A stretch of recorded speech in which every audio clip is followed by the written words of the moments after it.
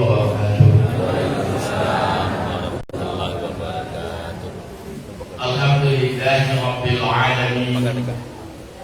Wa bihi nasta'in ala umuri dunya waddin. Wassalatu wassalamu ala asrafil anbiya'i wal mursalin wa ala alihi wa ashabihi ajma'in. Asyhadu an la ilaha illallah wa asyhadu anna Muhammadar Rasulullah. Allahumma shalli ala sayyidina Muhammad wa ala ali sayyidina Muhammad.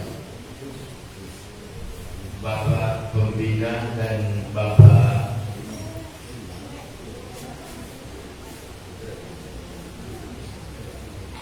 pengurus Majelis Tuhan Nasional Kabupaten Batanghari, serta bapak-bapak pengurus Masjid Al-Huda dan segenap jamaah dari berbagai tempat dan masjid yang hadir dan yang dapat bersama-sama pada pagi hari ini yang kami muliakan. Puji dan syukur kita ucapkan kehadirat Allah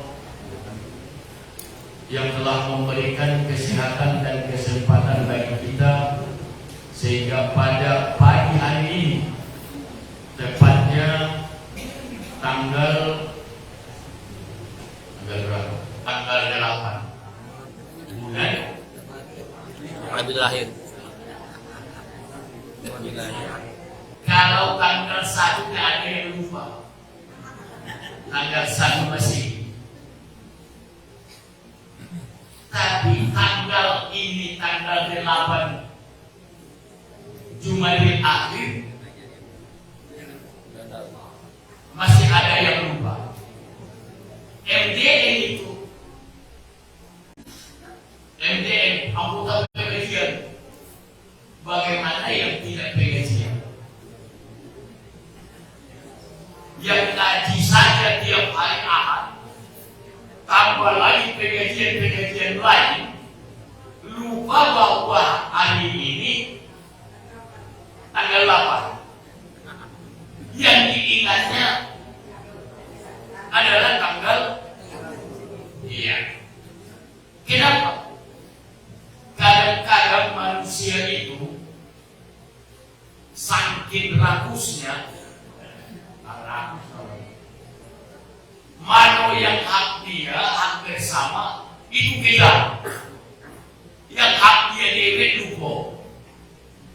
Kalau satu Muharram itu sudah jelas hak dia, lupa.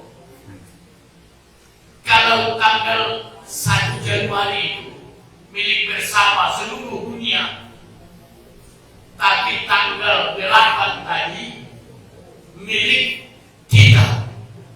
Kadang-kadang kita lupa milik kita karena lebih ingat.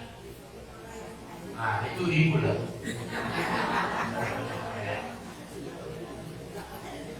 Kata Pak Haji Sumi tadi, Ustaz kita mengatakan di tahun yang baru ini seharusnya kita bermuhasabah. Muhasabah itu asal kata, asal kalimatnya kan hasibah ya, hasibah, yahsibu, hasibuan.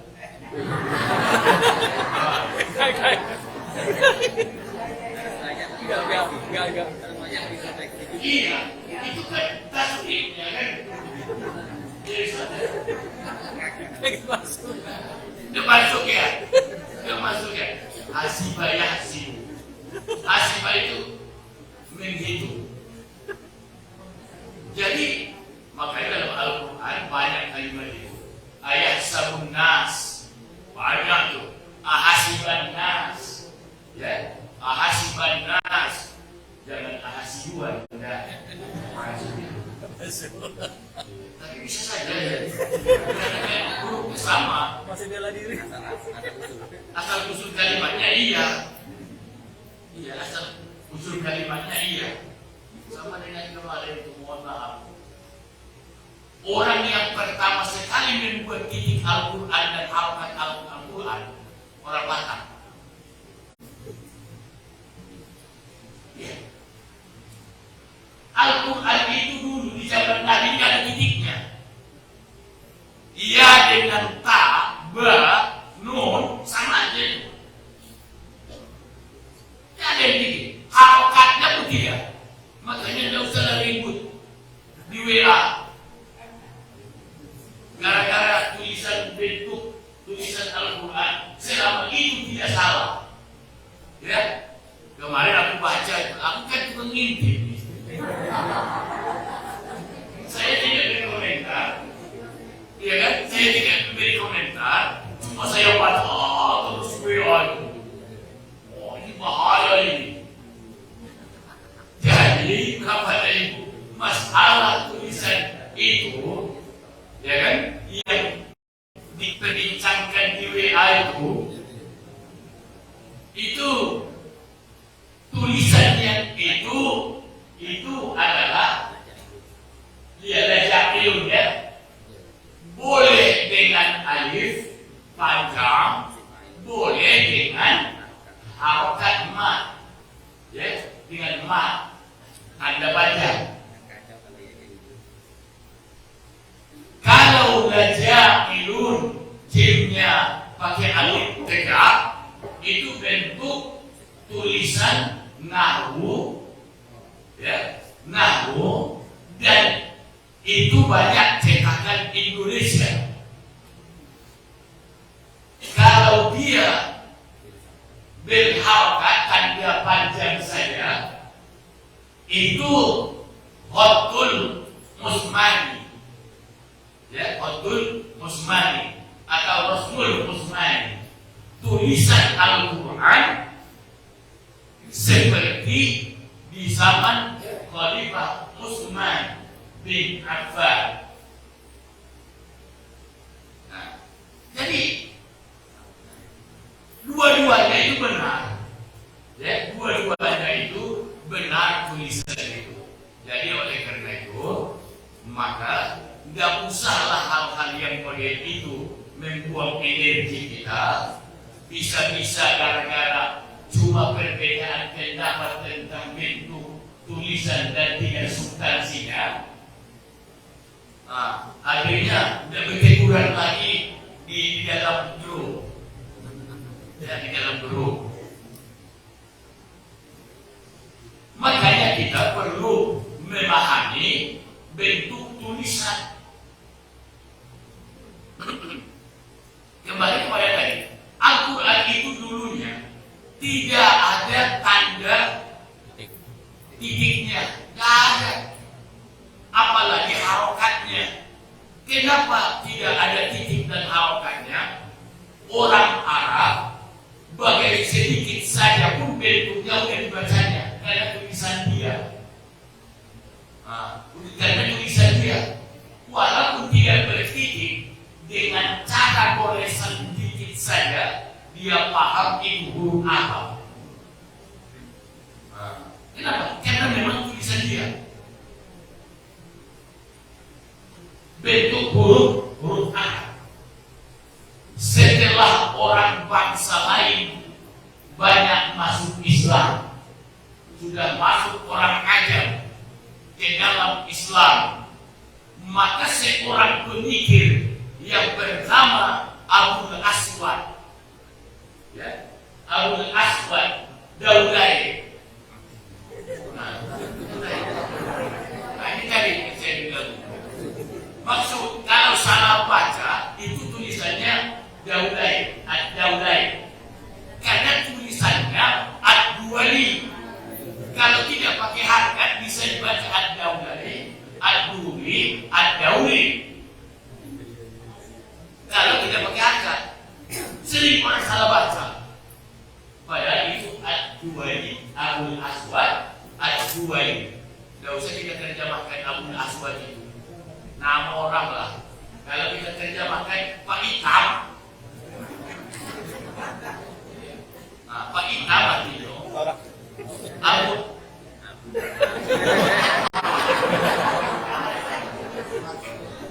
Saya tidak bingung. Memang itu Abu.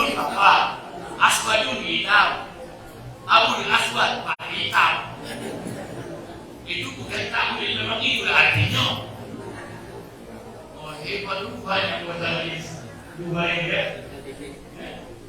Ada juga rupanya dari majelis Tuhan ini orang pertama yang sama namanya dengan orang pertama Firmus Al-Quran. Wah, itu baik. Bapak dan sekalian, oleh karena itu kita terus belajar, terus supaya apa? Supaya kita toleran kita di dalam perbedaan meningkat. Ini kadang-kadang karena kekurangpahaman kita bisa salah dalam perbedaan paham, akhirnya salah paham dan akhirnya nggak akrab pada perbedaan dalam bentuk yang tidak berbeda sebenarnya. Ya Bapak sekalian, maka pada pagi hari ini tidak ada banyak pengajian yang ingin saya sampaikan. Cuma ada satu poin saja untuk menghilangkan perbedaan atau supaya sama-sama memahami perbedaan. Apa itu? Tadi sebelum saya nyampe dari kejauhan terdengar suara sholawat. Namanya sholawat Tibil Qulub. Tibil Qulub. Tibbun itu ya kalau tobibun dokter, kalau tibbun penyembuh atau obat, al-qulub hati. Artinya orang yang punya penyakit hati, obatnya salah satu adalah sholawat Tibil. Kalau sudah baca sholawat Tibil Qulub tiap hari Ahad masih kotor hatinya,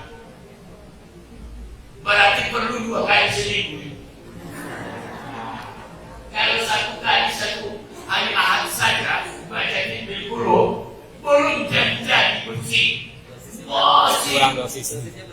Iya, berarti perlu tambah dosis. Kalau tadi 250 mg tambah 500, berarti 2 kali seminggu baca Tibil Qulub.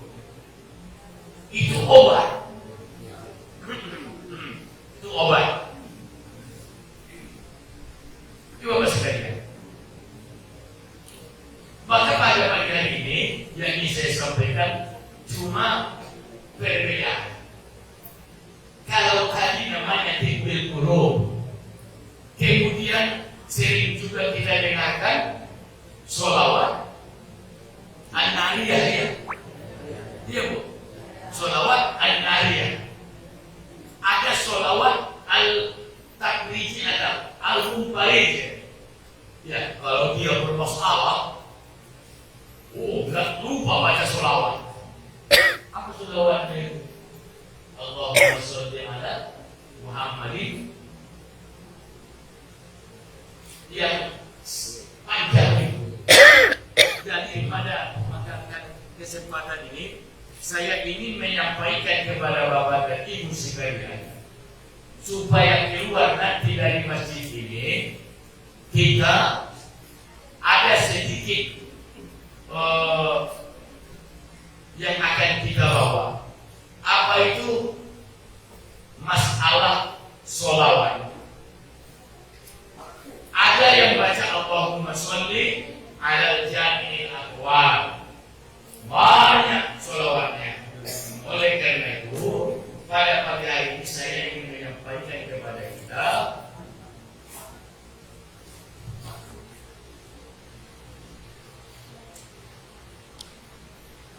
70 macam sholawat. Ibu-ibu nanti bukan dari sini saya harapkan sudah hafal 70.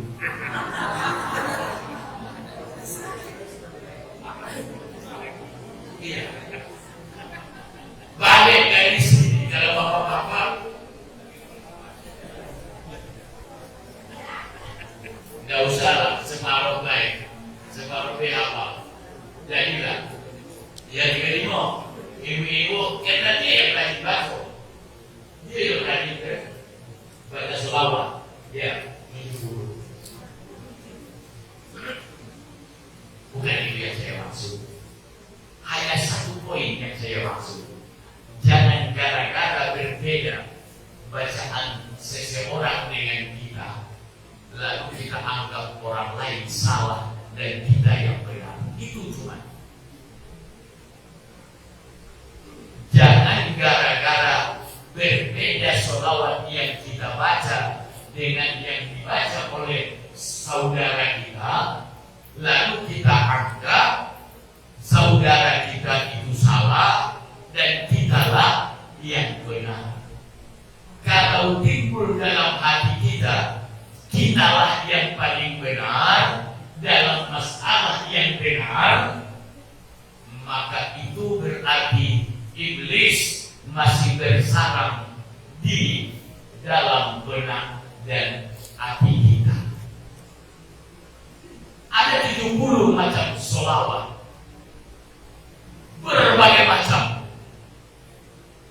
Salah satunya adalah sholawat Abdul Qadir Al-Jilani. Ya. Kalau selama ini kita baca Yasin, baca Yasin. Sering kita dengar imam baca Yasin, wa khususan liru Syekh Abdul Qadir Al-Jilani Al-Fatihah. Mereka dengar. Malah rata-rata tidak pakai itu. Padahal cara wiridnya tidak seperti itu. Mohon maaf. Sering kita mengucapkan di awal bacaan surah Yasin ila hadrati wa khususan li ruh Syekh Abdul Qadir Jilani. Padahal waktu kita baca Yasin, kita tidak menggunakan bacaan atau cara yang diajarkan oleh Syekh Abdul Qadir Jilani. Kita membaca surah Yasin dengan cara Syekh Ahmad Ad-Dairawi, tapi dari pangkal kita khusus liru Syekh Abdul Qadir Jilani. Padahal kita baca Yasinnya dengan cara Syekh Abdul Syekh Ad-Dairawi. Atau bisa saja kita mengatakan khusus liru Abdul Qadir Jilani. Padahal cara Yasin yang kita baca adalah menurut Abil Hasan Az-Zahiri atau Syekh Ad-Dairawi atau Syekh Ahmad Al-Mahruki. Maka kita harus tahu membeda-bedakannya. Sering baca Yasin, salamun qawlan min Rabbil Rahim, salamun qawlan min Rabbil Rahim, salamun qawlan min Rabbil Rahim. Sampai 3 kali salamun qawlan min Rabbil Rahim yang dibaca. Tapi tadi di awal dia mengatakan wa khususun liru Syekh Abdul Qadir. Apakah 3 kali baca salamun qawlan min Rabbil Rahim dalam metode Syekh Abdul Qadir Jilani? Tidak. Itu Syekhnya sudah lain, gurunya itu sudah lain. Ada yang baca Yasin 41. Ada orang yang baca Yasin Fadilah, tapi di awal semuanya wa khususun liru Syekh Abdul Qadir. Salah. Kalau sudah baca Yasin Fadilah dan disebut lagi Abdul Qadir Jilani, itu sudah Syekh Ahmad Al-Mahruki. Sudah beda syekhnya itu. Sudah berbeda imamnya itu. Ini dia berbaca sholawat dengan cara yang berbagai macam, tapi di awal Syekh Abdul Qadir Jilani tidak model itu. Tidak model itu. Artinya kita harus tahu perbedaan cara yang mereka bacakan.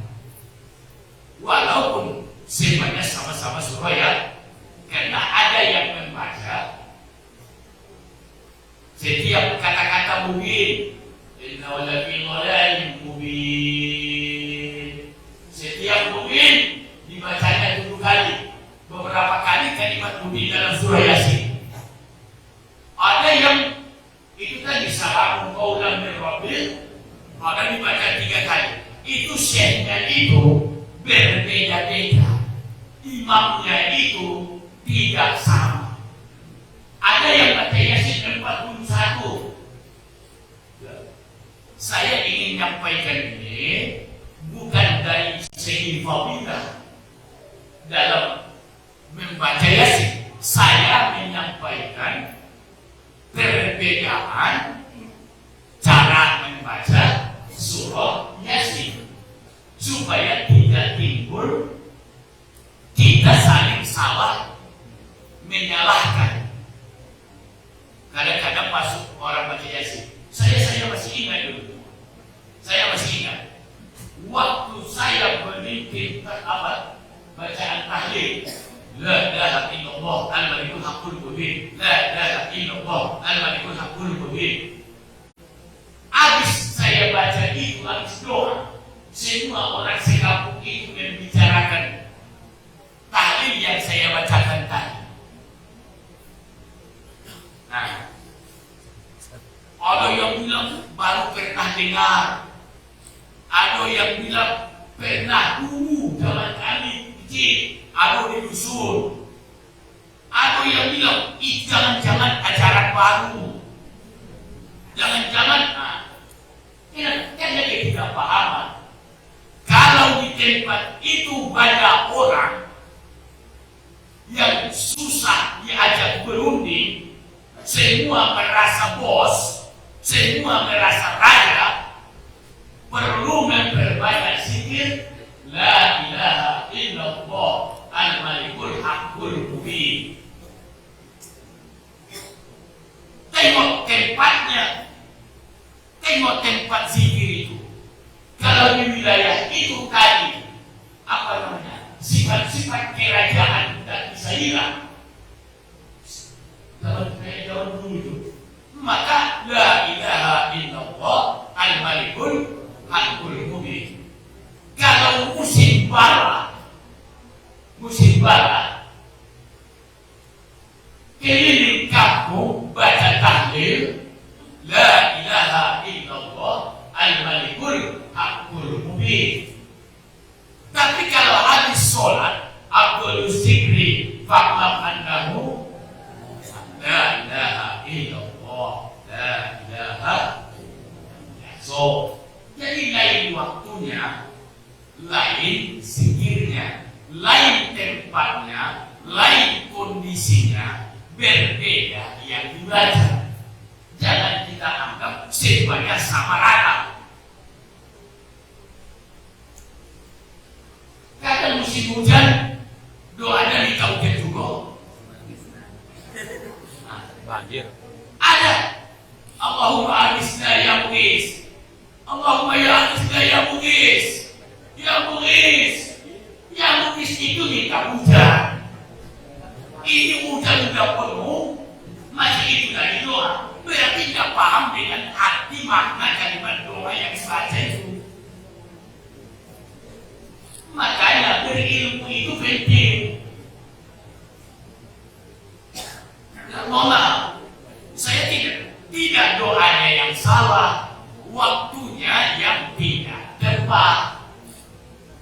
Saya bilang, bukan doanya yang salah, tapi waktunya yang kurang tepat. Ya musim hujan, jangan lagi minta. Iya, tenggelam, banjir. Saya permohonan, maka kalimat yang kita ucapkan dalam doa itu harus kita pahami setidak-tidaknya arti kasarnya dari kalimat yang kita baca ini. Ini dia baca doa yang dia sendiri jangan-jangan tidak paham kalimat yang dibaca itu. Pokoknya orang baca Abdul Qadir Jilani, baca juga Abdul Qadir Jilani. Siapa Abdul Qadir Jilani? Seperti apa metode baca Yasin menurut beliau? Itu dipelajari supaya tidak samarako. Ini bacanya salam qaulan min rabbir rahim atau dzalika taqdirul alimul alim, dzalika taqdirul alimul alim, dzalika taqdirul alimul alim. Dibacanya 11 kali. Padahal kan di awal Syekh Abdul Qadir itu syekhnya sudah Syekh Ahmad Al-Mahruqi. Nah, ini yang dia maksud. Kita pahami perbedaan, tapi jangan perbedaan itu membuat kita lalu berbeda-beda dalam memahami. Oh, berarti saya belum paham. Itu aja. Apa salahnya memang mengatakan kelemahan dan mengakui kita salah atau mengakui kita belum tahu? Itu jauh lebih baik.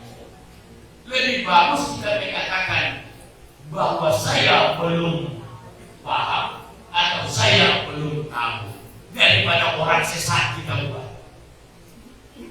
Contoh kemarin ada satu kasus, Pak guru kita di sekolah cerita dengan saya.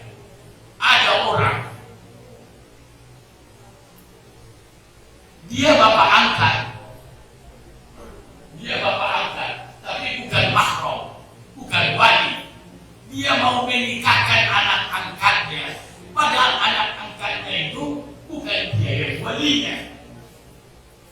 Akhirnya cuma sampai selesai pernikahan tidak jadi, cuma makan sapu-sapu jadilah.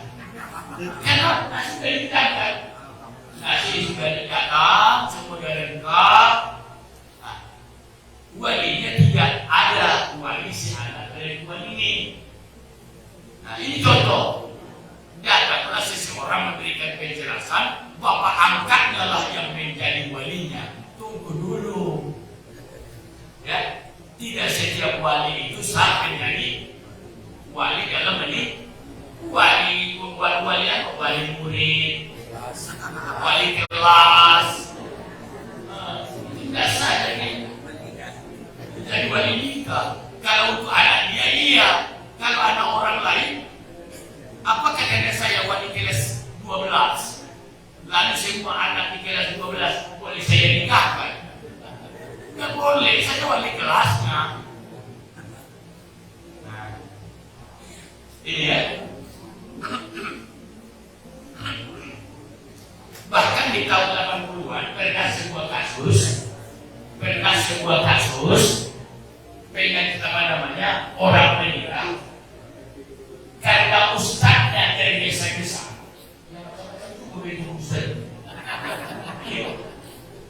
Kebetulan waktu di pesantren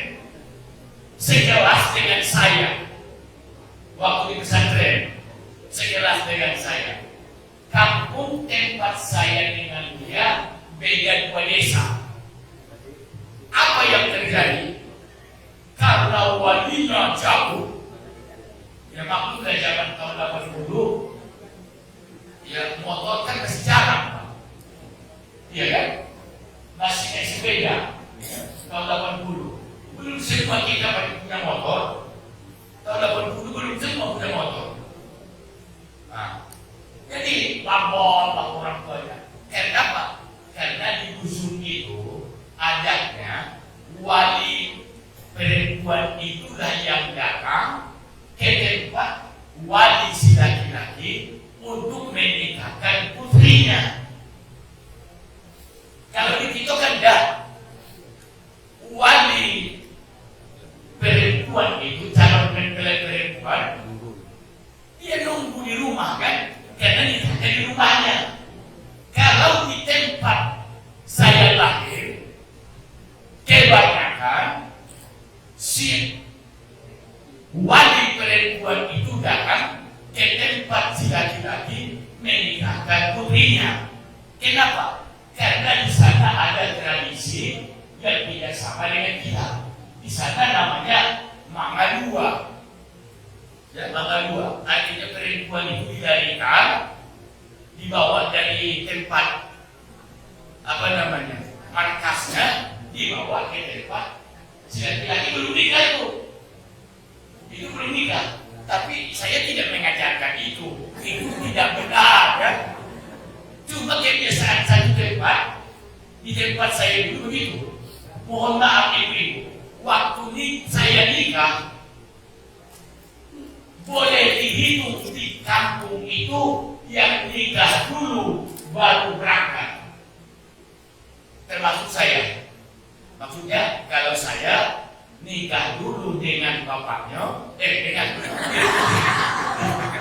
di rumah bapaknya, ya, nikah dulu di rumah bapaknya, terus diajaki dulu, buat cakap juga macam begitu ini, ada yang bercakap berseluruh macam segala, sore hari harus berangkat. Cuma pada saat itu saya semua dikecam oleh masyarakat. Kenapa? Saya tidak mau berangkat sesuai dengan perintah dukun.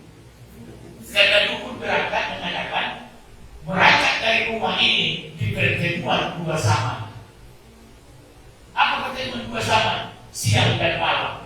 Pas menjelang maghrib itu, di situ sudah pengantin turun dari rumah. Sholat maghribnya di mana? Sholat maghribnya di mana? Kalau itu aku nggak mau. 1 jam sebelum sholat maghrib sudah berangkat. Datang pokok adat di kamu. Kau melanggar adat. Saya bilang, saya bertanggung jawab kepada Allah. Jadi saya kan mulai dari dulu aku udah itulah. Iya. Mulai dari dulu udah itulah. Kalau A, kalau B. Kalau kemudian saya, ya risiko aku. Ya, berani mencincang, berani ini. Artinya, jangan gara-gara takut dengan janjian lalu hukum dipermainkan. Nggak bisa. Panglima tertinggi kita hukum, ya, bukan orang. Baik, teman-teman sekalian.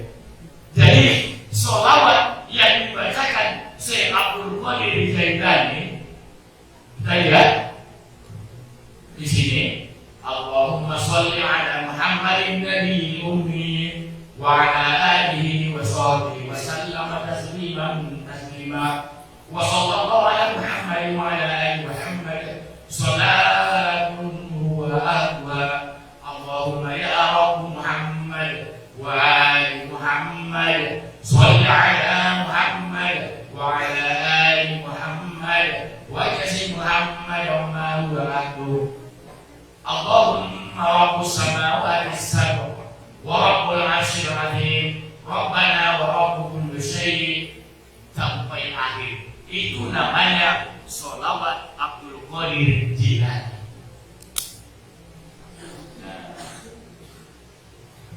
Itu sholawat Abdul Qadir Jilani. Ada lagi sholawat lain? Ada, banyak.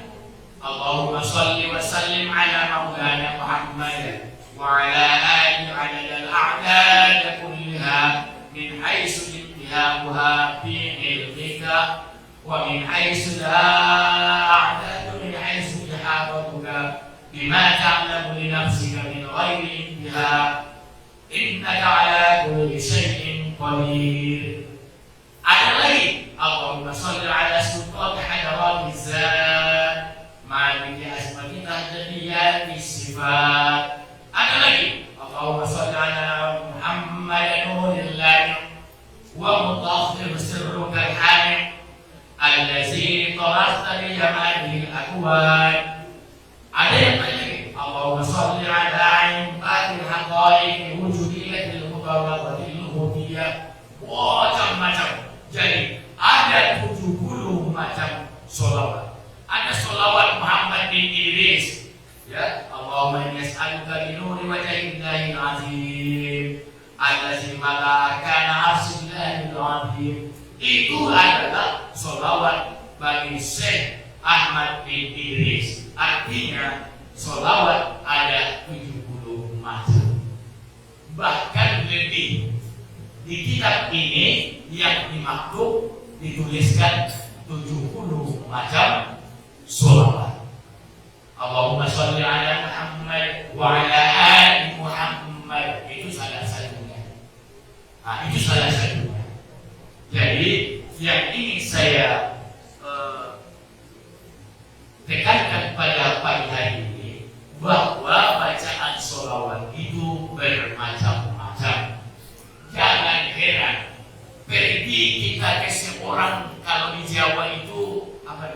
kiai, ya kan? Seorang kiai, tolong Pak Kiai, kami datang bersilaturahmi. Waktu pulang, Pak Kiai, mohon doanya Pak Kiai, apalah yang bisa kami amalkan setiap hari dari Pak Kiai? Apa yang bisa Pak Kiai ijazahkan kepada kami yang mau berangkat pulang ke Sumatera ini? Lalu Kiai itu memberikan sebuah zikir sholawat. Nanti datang rombongan lain yang dikasih Kiai itu. Nanti datang lagi rombongan lain pula zikir dan sholawat yang dikasih Kiai itu. Kenapa berbeda-beda? Kiai itu paham apa kebutuhan orang yang datang itu. Makanya berbeda-beda zikir dan doa, sholawat yang diberikan Kiai itu kepada masing-masing jamaah. Nah, itu penyebabnya. Sama dengan Nabi SAW, waktu seseorang anak muda datang meminta wasiat, "Ausini ya Rasulullah, beri aku nasihat ya Rasulullah." Apa kata Nabi? Birrul walidain, berbaktilah kepada kedua orang tua. Karena di wajah orang itu Nabi melihat bahwa ada noda hitam di wajah anak yang bertanya ini, tanda durhaka kepada kedua orang tua. Makanya Nabi memberikan wasiat birrul walidain, berbaktilah kepada orang tua. Berbeda waktu Sayyidina Umar datang, "Ausini ya Rasulullah," kata Sayyidina Umar, "Ya Rasulullah, berikan aku nasihat, berikan aku wasiat. Apa yang kau berikan untuk aku ya Rasulullah?" Nabi mengatakan, La tawadhu,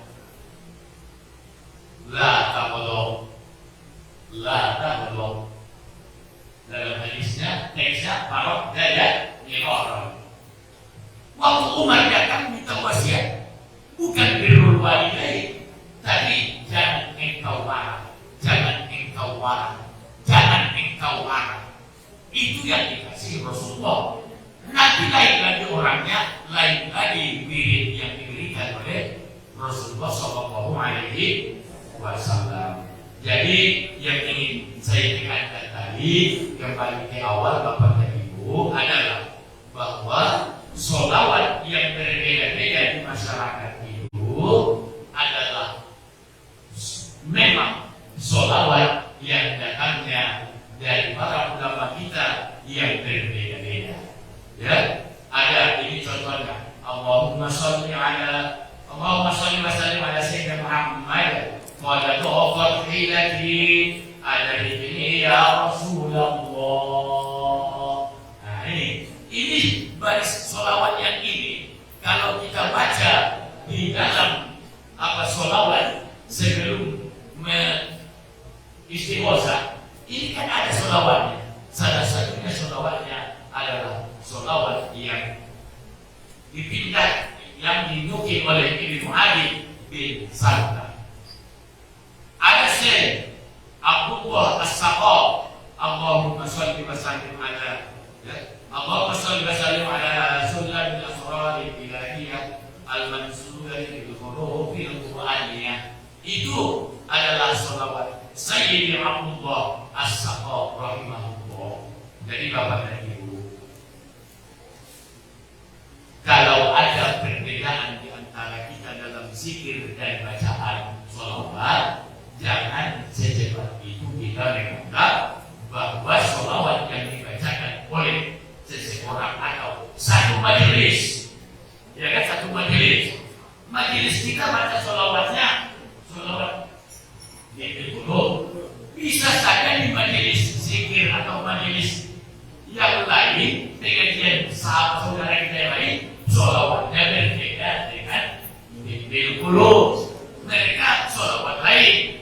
Pergi lagi kita ke tempat lain, berbeda lagi. Pergi lagi ke tempat lain, berbeda lagi. lagi, jangan anggap itu yang dibuat-buat, tapi memang sudah ada. Tapi berbeda daerahnya, berbeda yang dibiasakan untuk membacakannya. Sama dengan kita saja kebersam, tahlilan dasar. Ya, dari sini saja kita kebersam, tahlilannya tidak sama. Kalau kita di sini kan la ilaha illallah baca bersama, di bersama la ilaha illallah ya Muhammadur Rasulullah ya bersama-sama. Kenapa? Karena yang mereka amalkan itu adalah zikir yang diajarkan oleh almarhum guru kita, Tuan Guru Zaharuddin yang di Tebo. Makanya seperti itu tahlilannya, taktiknya. Zaharuddin Tebo itu adalah pengamal zikir yang berasal dari Tanjung Balai. Ya, dari Tanjung Balai. Sementara kita la ilaha illallah itu adalah kebaikan yang kita bawa dari Semarang dan Pulau Jawa. Nah, itu makanya berbeda yang dizikirkan di tempat-tempat yang berbeda. Jadi bukan berarti sholawat itu ada yang dibuat-buat atau banyak macam. Memang banyak. Di kitab ini saja udah 70. Ya, di kitab kecil ini saja sudah 70. Dan fadilah-fadilahnya sudah ada di sini. Hari ini yang ingin saya sampaikan pada kesempatan ini, Bapak dan Ibu yang berbahagia.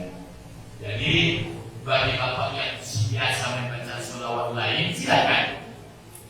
Ada perbedaan-perbedaan dan sedikit itu, asal ada dasarnya silakan. Jadi itulah pengennya kita pada pagi hari ini. Atas seluruh kekurangan saya mohon maaf dan sebesar-besarnya. Terima kasih. Nasrullah wa barakatuh. Wassalamualaikum warahmatullahi wabarakatuh.